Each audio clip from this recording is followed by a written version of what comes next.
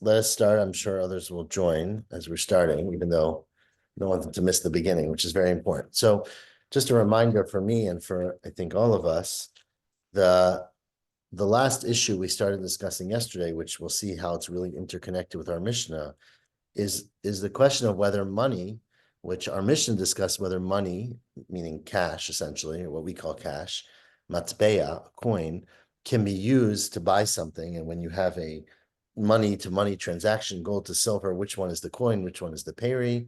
The question was, what about a different kind of kinyan, which is not a kinyan damim, it's not a value kinyan, it's chalipin. Miriam used the word, what she used yesterday for chalipin? Bartering. So yeah, we often think of chalipin as bartering. It is in some ways, but of course it's not the same as bartering because there's not always the case. It's sometimes the case where I give you my shirt and you give me your pair of pants, but it's also the case, and the case in the pasuk that we learn it from, we'll discuss tomorrow, with Ruth and Naomi, right? It was a way to make a kinyan and transfer over the property and the inheritance of Naomi and her husband in a way without actually picking up the land or having the land. And they basically used a shoe in that case. And you took off your shoe and you pass it over. And by giving over the shoe, you're giving over something of solid significance, meaning, and that effectuates the kinyan. We're going to see tomorrow, we're going to discuss it today too, that there's a machloka about whether a shoe is literal or a shoe is the type, meaning can you use any object or just an object that's like a shoe that has very clear value, very clear function, not so much value, but very clear function, or can you use other objects that are more abstract? So we'll discuss that as we go on today and of course tomorrow. But today's daf is Mem Vav, Mem Vav. Thank you. And we are on the bottom of Mem Hey Amud Bet. So let us start. Where are we? Where are we? 2 lines from the bottom. Okay. Good morning, Miriam. I'm a Rav Papa. Yeah, I don't know where. Yeah, 5. Thank you very much. 5 lines from the bottom, right? So yesterday we had a machloket, again, just to review quickly, because I got confused. We had a machloket yesterday between Rav and Levi as to whether money can be used as chalipin, right? So we already talked about whether if you pay, meaning if I say to you, I want to buy your wheat for $1,000 and I give you $1,000, everybody agrees that ma'ot are not konot, right? I don't own the wheat yet. We can both back out of the deal according to the Tanakh of our Mishnah. And if the wheat gets ruined, you have to replace the wheat or give me back my money. So that was true about money used as damim, as value. But there's a machloket, Rav and Levi, can you use money as chalipin? Meaning if I take $1,000 or $100 and say, take this $100, and in you taking it, automatically exchange your wheat or give me your wheat, barter your wheat for my money, then according to one opinion, that would count. And right away, the wheat would be owned by me, who gave the money. And if the wheat was burned down, I would not get replacement wheat, and I can't pull out of the deal. And one opinion was that money cannot make chalipin. That was a machloket yesterday. Says Rav Papa, 5 lines from the bottom. Amar Rav Papa. Afilu lemanda amar ein matbeya naseh chalipin. Even if you're of the opinion that a coin cannot make chalipin, as we said yesterday, that when you look at coins, you're relying on them for the value, for the face, not for the object, right? So a coin cannot be chalipin, but that means that I can't hand over the coin and say, use this coin to acquire my chametz, or use this coin to acquire my wheat. It can't be the effector of the chalipin, but it can be the thing that is bought with chalipin, right? Continues Rav Papa, aknuye, me avid hudelo avid. It can't be the effector of the chalipin, but aknuye mikni b'chalipin, but it can be acquired through chalipin. Meaning, if I have $100 silver coins, and someone else comes to me and says, I want to buy, or I want your silver coins, and I say, well, take this handkerchief, and by taking this handkerchief, you acquire the coins. Picking up the handkerchief will make the coins automatically go into the possession of the person who picked up the handkerchief. Okay, so they can be acquired through chalipin. Why? Similar to fruits, according to Rav Nachman. So we're going to see according to Rav Nachman, that in order to make chalipin, you only can use something like a shoe. We're going to discuss this tomorrow, what exactly it has to be. But fruit, which is a fluctuating value, is not usable for the object of chalipin. But it can be acquired through chalipin. So I can give my shoe to someone. By picking up the shoe, they acquire the fruit also, or I acquire the fruit, depending on which way you go. So just like Peri Rav Nachman, Lav Afagav de Inu Lo Avdi Chalipin, even though they themselves cannot be the action, they can't make chalipin, but they can be acquired through chalipin. So through chalipin on a different item, fruit can be brought along and can be the thing that's transferred. So tiva nami, the same thing would be true about currency, lo shana, that even if it would not be able to make chalipin because it's money and you don't think about it in those terms, it can be acquired through chalipin of something else. So it's like peri here. In this case, it's like peri. Meitve. Now let's see if that's true from the following braytos. Also, we're doing a lot of Meiser Sheni this week. So this is a fascinating halacha, which gets to a lot of the complexity of everything, which is that let's say I'm a farmer, right? I grow 100 bushels of wheat. I've got to take Maaser Sheni, which is 10 bushels, right? And I have to bring it to Israel and either eat it there or use the money in Yerushalayim. But one of the issues with maaser is that when you're podeh your own maaser, you have to add a tax. You have to add a chomesh, right? Which is very expensive. So meaning if I take my 10 bushels, of wheat, which are now worth, say, 10 silver coins, but if I turn that into money, I have to add a fifth, which is a quarter, and I have to add 2.5 silver coins. So I have to put 12.5 silver coins. Now, I don't really want to bring 12.5 silver coins to Jerusalem. I don't have that much needs there. So what people would frequently do, and the Mishnah talks about this, is that you can do, and this is like a halachically sanctioned trick, right? Like many things that we have, and you can give over your money to your friend, or the Mishnah talks about giving it to your child, right? If you trust your child, giving it to your friend, and say to your friend, here's 10 silver coins. Can you do me a favor? Take these 10 silver coins, they're yours. Exchange the value of my 10 bushels of wheat onto these 10 silver coins, and then give me back the coins, right? So basically, because somebody else did the action, they don't own the wheat. It's not their money. Yeah, they have the money, but it's not their wheat. And so they don't have to add a fifth. And so you basically can exchange the maaser sheni from the chitim, from the bushels, onto money without adding a fifth. So that is a strategy that the Mishnah talks about, and you just have to trust the other person not to run away with your money. But as long as you trust them, that's a fair strategy. Now, our Mishnah... So you're loaning the money to him? You're giving it to him? You give it to him, but you know he's going to give it back to you. You're not loaning it, you're giving it. So, you could be... Let's just say you're giving it. It's easier. So, the Mishnah's case... Is it considered like a pikadon? No, because it's a gift. You're gifting him the money. You're gifting him. Yeah. Altogether. Altogether. Okay. But he's going to give it back. Anyways, it's a lot. The Mishnah of Maaser Sheni, it's a little complicated because it talks, like I said, about your child, your slave, and things like that. But was a very common strategy, and you could see why. I mean, it was incredibly important. It's like anyone who tries to avoid taxes, right? You're trying to minimize. Speaking about, I guess, today's tax day, right? So, okay, so that's the Mishnah. Now, the problem is, what if you don't have any money to give to the guy next to you? So what do you do? So it says our Mishnah, Meitve.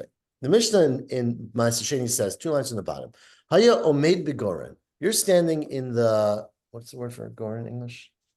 Where you have the grain, the granary, maybe we'll call it, okay? Threshing floor. Thank you. You're standing on the threshing floor, right? And basically you just finished, preparing all your wheat. You've bagged it up. You've got, 100 sacks of wheat, not flour, and you want to take 10 for Maaser Sheni, but you don't have any money, right? So you don't have any money with you. Aim biyado ma'od. You don't have money in your hands. So now you do have money back at home, and you can always say, this 10 bags of flour are mechulal. They take away their Maaser Sheni in exchange for money that I have back at home. But if you did that, you would have to pay an extra fifth, right? So instead of doing that, you go to the guy next to you who rented the next threshing floor over, and you omer lechavero, look, take these 10 bags of flour. Not flour, grain. Take these 10 bags of grain. I'm gifting you these 10 bags of grain, right? And then the person who gifted them, who actually was the original owner, says, and I'm going to, these bags of grain are Maser Sheni, but I'm going to take the Maser Sheni off of them on money that I have back at home. But since it's not my grain, I don't have to add a fifth, right? The Choser Omer at the top of Memvav, Harei Hein Mechulalin Ma'ot Sheyesh Li Bebayit. These are Mechulal on money that I have in my house. So that's the Mishnah in Maser Sheni. Now, says the Gemara, what do you see from this Mishnah? Right? And I'll point it out in a quick second, right? Which is that we would have preferred if you gave the guy money and let him do it, right? Because that looks a little better because it's not his grain, right? And we never know whose money, right? Money can come from anywhere. So it looks a little bit too sneaky that I conveniently handed my grain to someone else and then solved it, right? We'd rather you give the guy next to you money and say, take this 10 sela and be mechalel my maser sheni, right? But you didn't have any money here, so you couldn't give it to him. But the money was in your house. So if you have to hand over money for it to go, I understand you didn't hand it over, right? And the grain you handed over. But if you can give money over through chalipin, right? Why don't you just use chalipin, take off your handkerchief, hand him your handkerchief and say, in exchange or with this, you get my 10 slaim in my house. And the guy has your money because the money doesn't have to be there to make it mechulal. So it says, I'll read that now inside. Where my third line, second line, time the only reason that we say you can give your friend the barrels, the bushels of the bags of grain is because you don't have money. But if you had cash with you, then the better thing would be to it would be to give the money to your friend as a gift, and he acquires it by picking it up. Uparik, and he would then redeem it. Dehachi adif, right? Nachri. It's better because he's a foreigner, meaning he's not the person who grew the grain, and that looks a little bit better. But so now, but you can't do it because you don't have the money. So instead, give over the grain and then do it from your house on the grain. Ask the Gemara, but if you can give over money without it being in front of you by using chalipin, right? Give him your sweater, your sudar, or handkerchief, whatever we call it, and through that action of chalipin, give him over the money as well, and then he'll have the money, and everyone will be happy. And he could redeem it himself.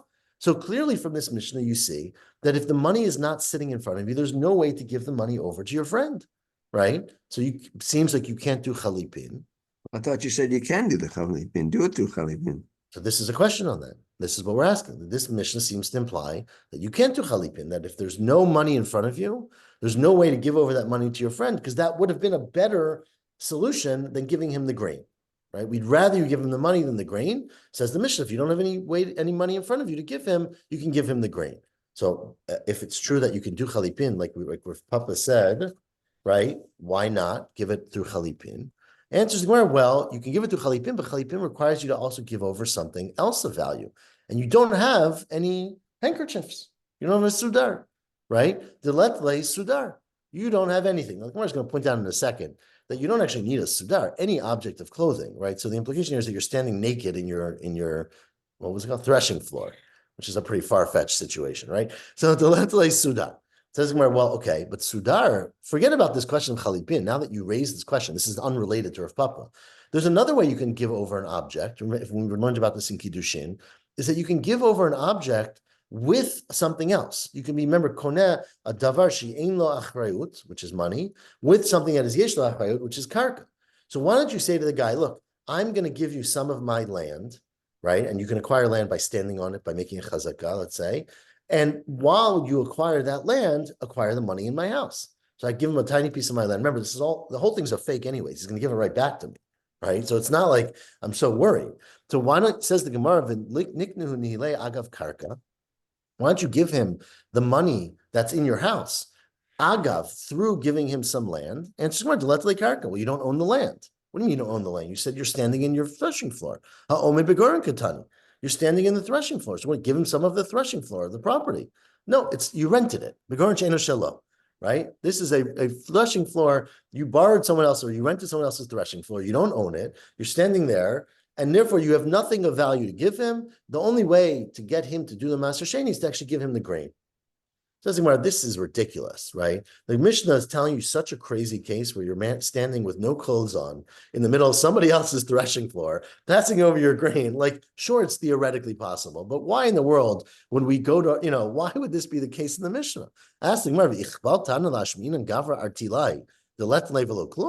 the Mishnah is going out of its way to tell you a case of a naked man standing there with no objects, no possessions. That's ridiculous.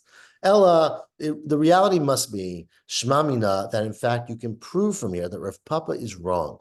Ein matbea nikneh b'chalipin shmamina. You see from here that a coin cannot be kona through chalipin. The only way to give over coins to somebody else is by actually handing it over to them. By chalipin would not work, and Rav Papa is incorrect. And continues the Gemara, in fact, off Rav Papa hadarbe. Rav Papa himself went back on his earlier statement that you can use a coin for chalipin, and he, in fact, was of the opinion that you cannot. And how do we know that? Ki hadar of Papa havli tracer alpha dinre bechozai. Papa had a sticky situation. He lent 13,000 dinrim. He must have been really rich. To people, remember we had Bechozai, which was another, I don't know exactly where it was, but another town in Bavel, right? And he lent a lot of money. He wanted to get it back. He called up the guy in Beit Chozai and said, I want my 13,000 dinar back. And the guy in Beit Chozai said, no way. You know why? Because if I send it to you in the mail, you won't get it until I won't have fulfilled my obligation until you receive it. But if it gets lost on the way, I'm going to owe you 13,000 dinar. I'm not paying it. I'm not mailing it to you. I want you to come collect it yourself. Okay. Now, if Papa, I guess, it was not convenient for him to go to Beit Chozai to collect it. So he sent over a messenger. But the person refused to give it to the messenger for the same reason. He said, I'm not giving it to a messenger, because if I give it to a messenger, it's still my responsibility until it gets to you, right? So I'm not giving it to anyone but you.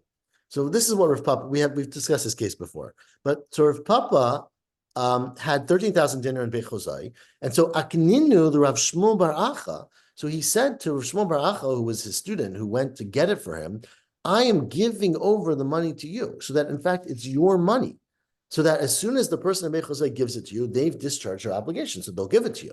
Now, how could Rav Papa give money that's not in front of him to Rav Shmuel Bar Achla? He did it agav asifa debete. He did it through giving him a part of the house, right? So he gave it to him through karka, which we said you can do, but clearly Rav Papa didn't give it to him through chalipin, right? If Rav Papa is maintaining his position that I can give over 13,000 kesef through chalipin, why does he just pass over a handkerchief and make it happen? Clearly, he went back and said that was no longer possible, and he had to use karka in order to give over the money. Just an interesting point. Kiata, when Rav Shmuel Bar Acha came back with the money, nafik la'apeh tavach, Rav Papa went out to greet him up to Tavach, which was a very big respect, and Tavach, I guess, is pretty far, and so he was showing him respect because he was very grateful. Anyways, but that is, you see that Rav Papa is not relying on chalipin to transfer money. V'chein amar Ula, and similarly, Ula said, "In matbei naseh chalipin." V'chein amar Rabasi, in matbei naseh chalipin. V'chein amar Rabba bar Barchan amar Rabbi Yochanan, in matbei naseh chalipin. So it seems like there's a pretty strong consensus amongst the Amoraim that money cannot be used in a chalipin transaction. So that's great, but there's a Mishnah that seems to disagree. So it can't be acquired, or it can't be used, both, also, or it can't be both. used. Right, so both. What we're saying now is it can't be acquired. If it can't be acquired, it certainly can't be used, right? The only thing Rav Papa said was you can't use it, but you can acquire it. If you're coming out now, like all these Amoraim said, that you can't even acquire it, you certainly can't use it as the agency for chalipin. Eitvei Reb Abba Le'ula. Asked Reb Abba Le'ula from the following Breita. Hareisha hayu. Where's this Breita? So what we said yesterday, when we said that the money is used to redeem the cucumber, and now it's the silver. Now the silver becomes the it can be used for the gold, and the gold is now the payri, and the silver is the money, or so the opposite, yeah. Whatever, the opposite. And then in that case, then the money is like the gold is like the fruit, right? So the fruit should be acquired to chalifin, right? It's not money. No. So again, it all depends on context, and it gets very confusing, obviously. But the issue, and we're going to discuss this more as we go. Chalipin is very confusing, but the challenge we said yesterday, the reason you can't use money for chalipin is that chalipin has to be. I'm going to say some words here that are a little bit of a leap. We'll discuss them as we go. But the chalipin has to be sort of a defined entity that has innate and intrinsic and defined value. And the problem with money, we said yesterday, is that money is not necessarily innate value because minted money, right? Because minted money is essentially based on the authority that minted it, the face of the money. And so it's almost abstract value. And you can't use something of abstract value for chalipin. It's possible, we're actually going to discuss this a little bit now, but more later, that you can use gold ingots for chalipin because they're not money, right? They're just objects of gold. So that's a little bit different, right? So that certainly could be the case, that gold in some situations or silver can become a payri. But when you're talking about coins, specifically coins, what we call currency, that's a problem. And again, yesterday we mentioned one of the reasons it matters so much what's a currency and what's a payri is when it comes to rebate, when it comes to interest, right? Because the whole concept of interest is that you cannot give one object for another. You can only give one coin for another coin. So let's keep going. Eitvei Reb Abba Leula. We're halfway down Memvav Amud Aleph. Harei shahayu chamarav po'alav tovinoto b'shuk. A person owes a lot of money, right? Not uncommon. And he's got all kinds of contractors. Chamarav are his donkey drivers, po'alav are his workers. You know, he's been sort of avoiding them to collect. And one day he's in the store, he's in the shuk, and these guys find him. And they all come over and harass him. Like, you owe us money, we're starving, you owe us $10,000, whatever you owe us, okay? And he has no money, but he's sort of embarrassed, and these people have come to him.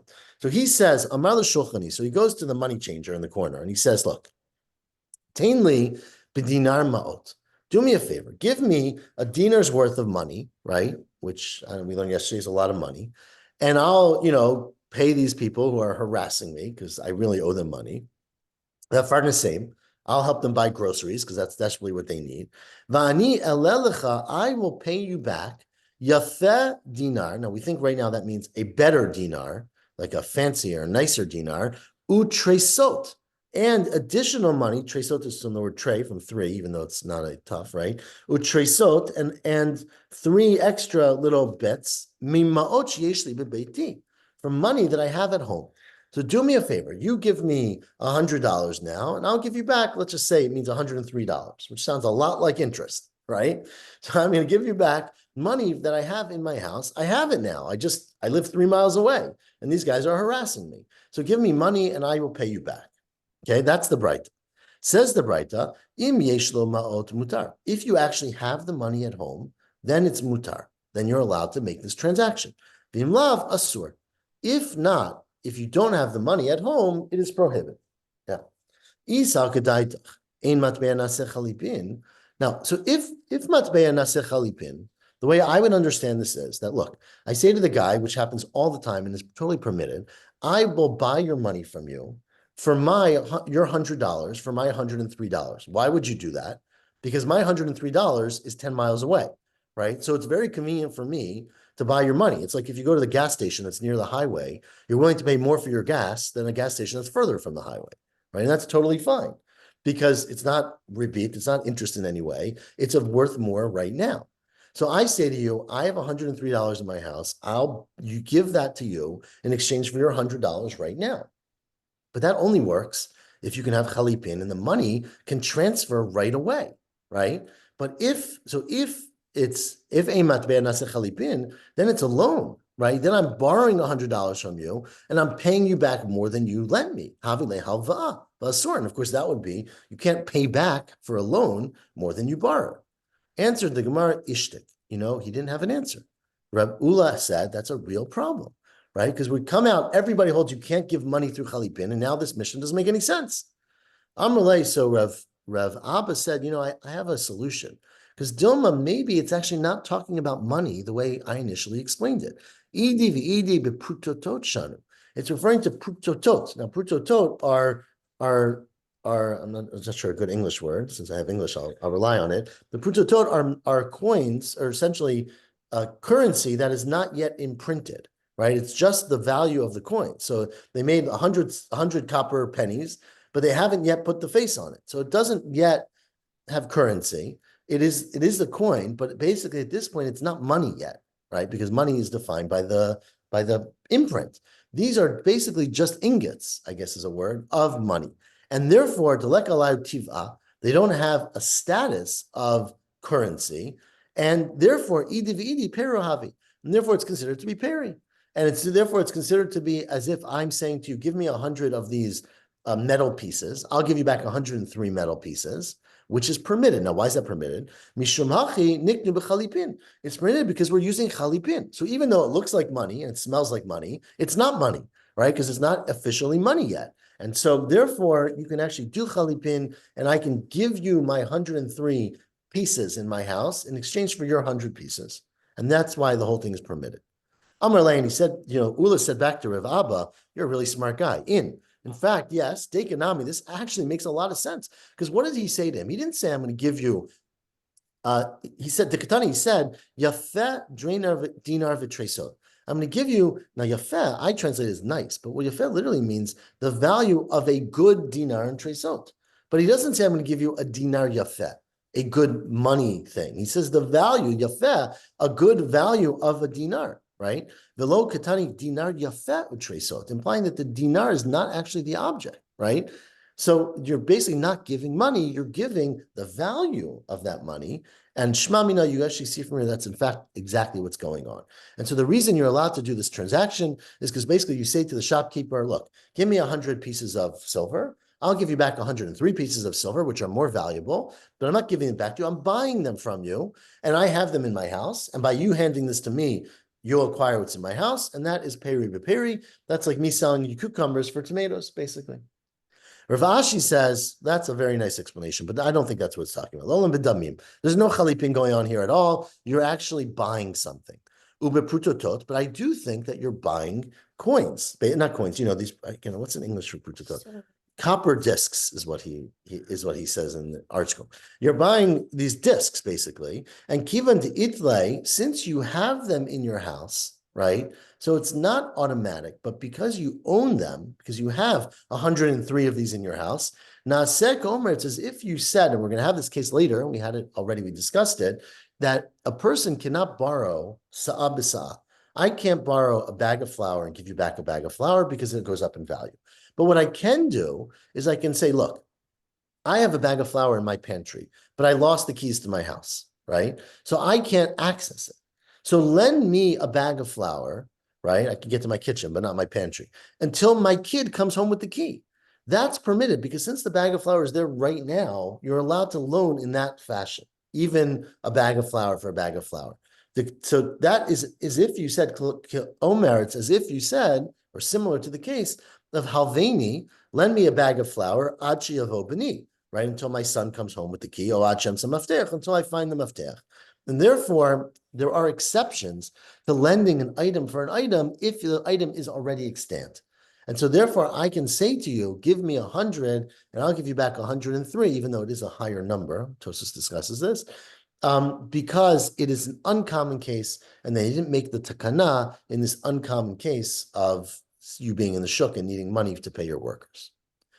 So that but is. if we're saying that the 103 coins that he has in his house are not really coins. Correct. They're not coins, they're peri. But just to be clear, usually with peri, you can't do that either, right? I can't say, give me 100 cucumbers, I'll give you back 100 cucumbers. You're not allowed to do that. That is, peri for peri. You're only allowed to give money for money because 103 cucumbers might be worth a lot more than 103 were last week, right? So the reason you can do it in this context is because since it exists already, we're going to see later that when it exists, the Chachamim never made that takana. It's uncommon. Anyways, we'll get to all the other cases where the we posit that the person didn't have the cucumbers. I'll have them next week, but I don't have them now. So that would not be permitted. Correct. That is what's called sa'ah b'sa'ah. You can't borrow one measure and pay back the same measure, but right, like you just said, the exception is if you have them at that time, you just can't get to them. How do we know this person actually has it? Maybe he's just saying that. So he can make this transaction now and pay his workers. He can say anything he wants? How do we know? So there has to be some trust, obviously, and the other party has to know and deal with it. But yeah, that is not That's not what we're asking right now. Let's keep going. Tashma. This is complicated, but we're going to get through it very easily. Says the Gemara, there's a Mishnah that we learned recently in Kiddushin, which sort of lays out the whole concept, gets to the Braita, the whole concept of Chalipin. And says the Mishnah, the Braita, the following: Kol ha'na'aseh damim ba'acher.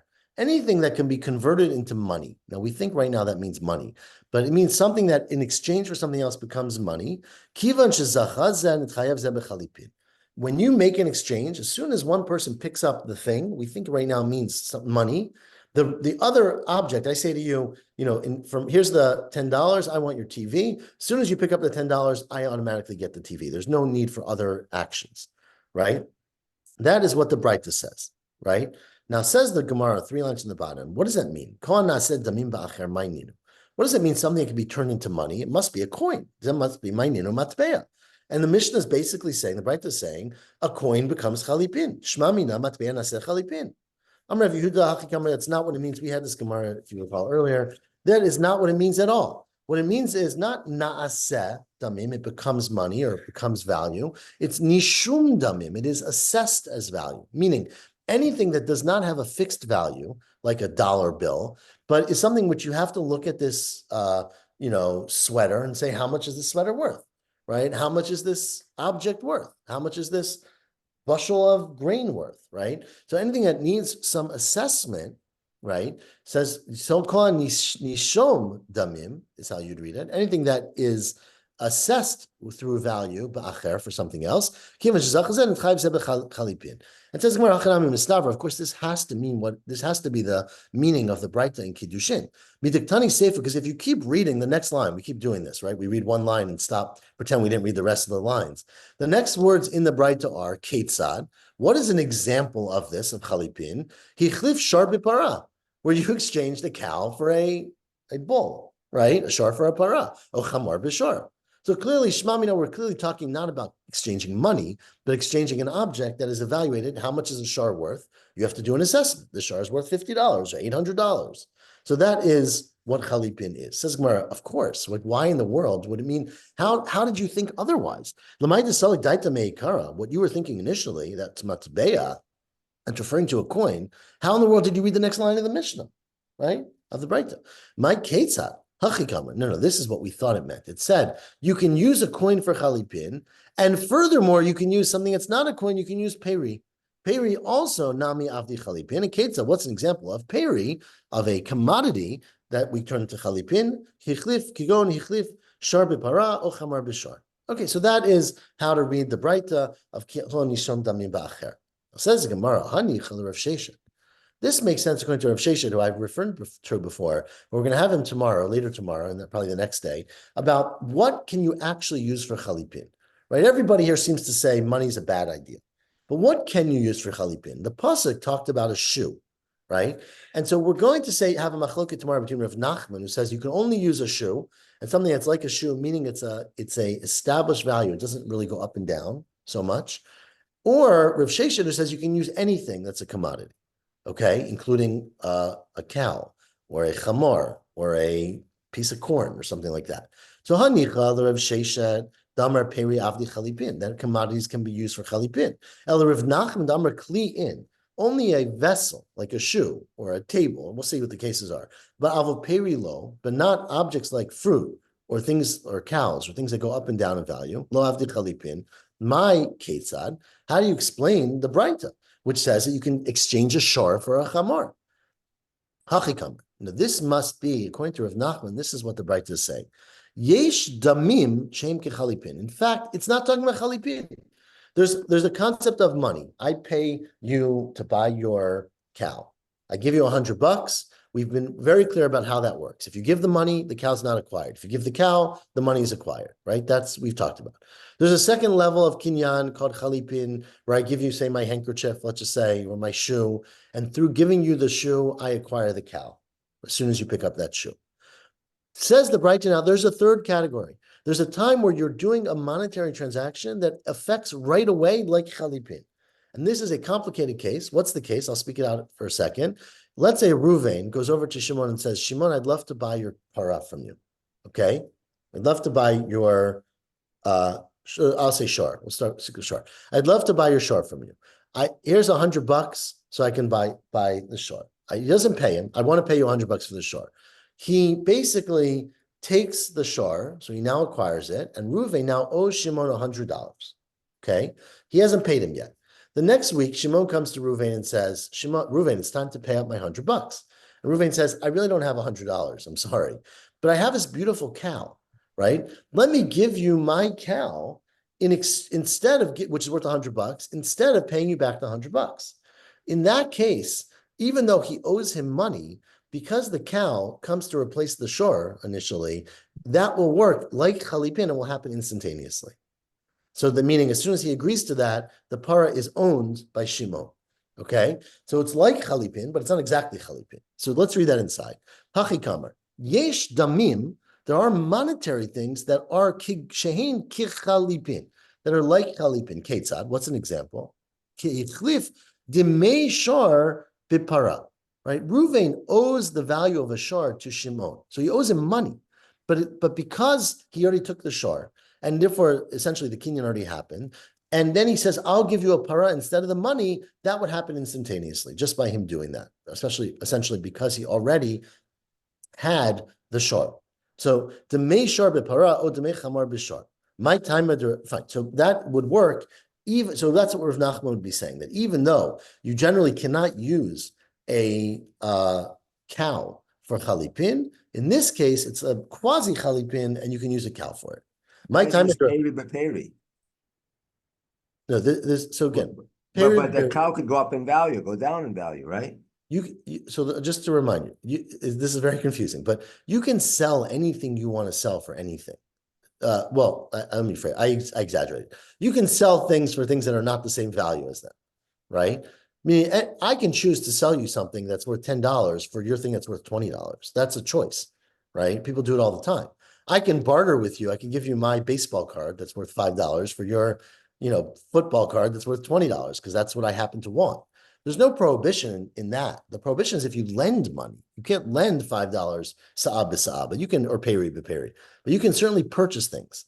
The issue here is that you're using basically money, but the value of money in order to have an effective, immediate kinyan. And Rav Nachman says you're allowed to do that. We'll see why in a second. My time at Rav Nachman says, why does Rav Nachman say you can do that? Because several Rav Nachman, Rabbi Yochanan, sorry, he holds like Rabbi Yochanan, the Amar, that you know what, in fact, Dvar Torah ma'ot kanot. Really, mida oraita, if I say to you, I'll give you $100 for your cow, and I give you the $100, the deal's done. Even though we've been saying all day, right, all parak, it's not effective. Dvar Torah, it is effective. The Neima Amru, Meshicha Kona, why did the Chachamim say, the money is not enough. You need to pick up the cow or pick up the object in order for it to make a kinyan. As we've said 100 times, right? There's a gzera that if I give you the money and you have to give me the grain tomorrow, that if there's going to be a fire, you're going to let the grain burn down. So we want you to retain responsibility. But that's a gzera midrabanan. And really midoraita, the money is enough. And milta d'shchicha gazur be'rabanan, milta d'shchicha la gazur be'rabanan. Like any gzera d'rabanan, it only affects in cases that are common. But in weird cases or uncommon cases, the gzera doesn't apply. And therefore, by this uncommon case where I sold you a cow and I owe you money for the cow, right? You sold me a cow. I owe you money for the cow. Today, I want to give you a shor instead of that money. There, they wouldn't make the takana, and the money would be enough to make a kinyan, to make that happen. So that is Rabbi Yochanan. Asking more of the Reish Lakish, Damar Meshicha Mefereshet Min HaTorah. According to Reish Lakish, who says that the reason that picking up money is not enough is because the Torah says it's not enough. So there's no drabanan involved. It's a midoraita that money is not konan, only Meshicha is koneh. So what are you going to say? You can't come up with this answer. So hanicha yisava like Rav Sheshet. If he holds like Rav Sheshet that you could use chalipin with the cow, then the whole brighta makes sense. You're talking about a cow, right? Sava like Rav Sheshet. Mataritz like Rav Sheshet. El Isav like Rav Nachman, who says you can't use a cow to do chalipin, and you can't use money to do chalipin. So how do you explain this? Namar peri lo avdi chalipin o matmei lo kani hechli mataritz la. So you're right. He'd be stuck. And al karchach, you have to say that Reish Lakish holds like Rav Sheshet mataritz la, right? He holds like Rav Sheshet. Okay, it's not. Let's go back now to our Mishnah. This is why we've been discussing this whole thing. So our Mishnah in the beginning of Perek HaZahav said, right? Zahav koneh et kesef, right? That's how we started. The Mishnah continued and said, forget about money. Kol ha-mitaltalin, now we're quoting the Mishnah. Tnan, kol ha-mitaltalin konim ze et ze. All objects, movable objects, can be koined one thing for another. I can sell you my iPhone for your tomatoes, right? I can sell one mitalto, one thing you carry, for one thing else that you carry. And says Rav Sheshet on our Mishnah, says Rav Shlakish, V'amar Reish Lakish, you know what? It's not just things that you think about. It's afilu kis malei ma'ot bekis malei ma'ot. Even a sack of money can be sold for another sack of money. Now, how the heck can you do that, right? Everyone just explained that you can't do chalipin with money. So how can you do chalipin in exchange or even sell money, a sack of money for another sack of money? Says the Gemara, Tirgamar Ravacha, you know what Reish Lakish was talking about? It was talking about money that's not really money. It was talking about coins that were basically removed from circulation. It's talking about dinar anka anigra, coins that were anka and coins that were anigra. Rashi explains that coins that were anka were basically different kinds of coins that were possible. They were basically canceled from being working. The authority or the people no longer accepted them. What's the difference, says the Gemara? Echad shepisalto malchut. One is where the king said, right? The Caesar decreed and said, nobody can use coins that have a picture of Anthony on them, okay? So canceled those coins. Now, the point is, we're going to see in a second, people use them all the time because they can't use them in public. But among each other, they love these coins, right? These are great minted coins, wonderful, until they use them in private, but they can't use them in public because the government said you can, you'll get in trouble. The echad shepisalto medina. The others where people no longer accept these coins. This was like a terrible vintage, right? Horrible coins. No one wants to use coins that have Anthony's face on them. Maybe they hate him, right? But the king says, no, you can use it still, right? So they have basically public currency, but not private currency. And tzricha. We need to tell you that, in fact, neither one of them counts as currency. If it had only said that the one that was canceled by the king that said you're not allowed to use that, that's mishum lo sagi klal, because you can't use it at all in public. Aval pisalto medina, but if just the people in this country are not using it, well, you can go take it to the next town, and in the next town they like this coin. So you might think that it still counts as a coin and has all the limitations of exchanging coins for coins. You cannot use a coin for chalipin. And if you only told me the case where the people in this village no longer use the money, you might have said, well, that's not money because you can't use this money in this village in private or in public. No one's going to touch this money. No one likes this money anymore. But where it's just an outside decree, right, where the king said, don't use this money anymore, then, well, it's true, we can't use it in public, you can't use it to pay your taxes, but you can use it in private, sagile bitsina. You can use it in private because people still accept this currency. Ema kati matbeo. You might say it still counts as a currency, and therefore you can't exchange it because ein matbea naseh chalipin tzricha, and therefore you need the chiddush in both cases. So that's what our Mishnah was saying. You can exchange money for money. That's what Reish Lakish was saying. Not real money, because real money cannot do chalipin, but coins that have been canceled. And because coins that have become canceled are no longer money, they are now peri. They're now basically an object, like a piece of fruit or like any other thing of value that you're allowed to exchange through chalipin. Now, you couldn't lend them, to be clear, because once it becomes a peri, you no longer can lend 100, ingots or 100 copper discs, as the art school called them, for another 100 copper discs, because that is considered to be sa'ah b'sa'ah. It's not considered to be money. And so that would be prohibited, but you can sell them and exchange them through chalipin if you want to. Why not use the example that we cited before, that these coins are not yet minted? They're just frutot. They're not yet coins. Why have to? So the reason, because that wouldn't be a chiddush. Right, it wouldn't be a chiddush because you know that already, right? So Reish Lakish is trying to teach you something else. What Reish Lakish is teaching you is that coins that have some use as coins, right, like say monopoly money. Maybe monopoly money is an exaggeration, but like, let's say there's you're in a place where they actually the government said don't use this money anymore, but the people are comfortable using it. So they're really willing to still use the money to barter and trade. So you might have thought, okay, and they are allowed to, of course, right? You can do whatever you want, but that you're allowed to use it for barter. The point is that it's only barter. It's not actually considered buying, even though it was once a coin. And so the Chiddush of Reish Lakish is that in addition to what we talked about, prututot, which are, nascent discs, right? They're not even coins yet. These were coins, but they've been canceled. And so because they were canceled, they're no longer coins. They canceled it. Just Rashi says, "V'shishteihen ma'od pesulot." The havele kashar metaltalin. Correct. They're coins. They have the form of the Caesar on them. So that's what makes them money. But they were canceled. Think about when like Europe changed, like each country changed their currency to euros. It Yeah. was the same. Like for a while, there were still places that would accept like francs or Right. like lirot or whatever it is. But then, the real general official currency was I know. I euro. think it's a perfect example because I'm sure people still accept them. You probably have many shops in France, right? Where maybe today even, I haven't tried it. I mean, they're not in circulation anymore. They took Right. them out of circulation. So, but yeah, but for a while, that's what it was. Right. You had places that wouldn't care and would still accept them. And just to be clear though, so right, money's always relative, right? It depends on whether people accept it, not.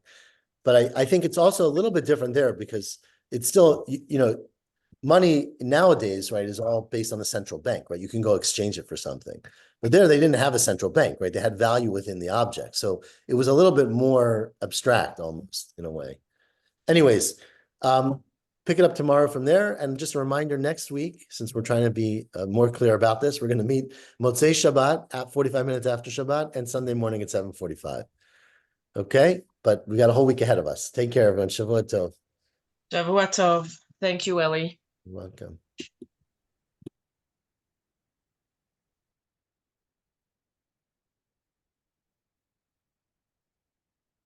Slam dance.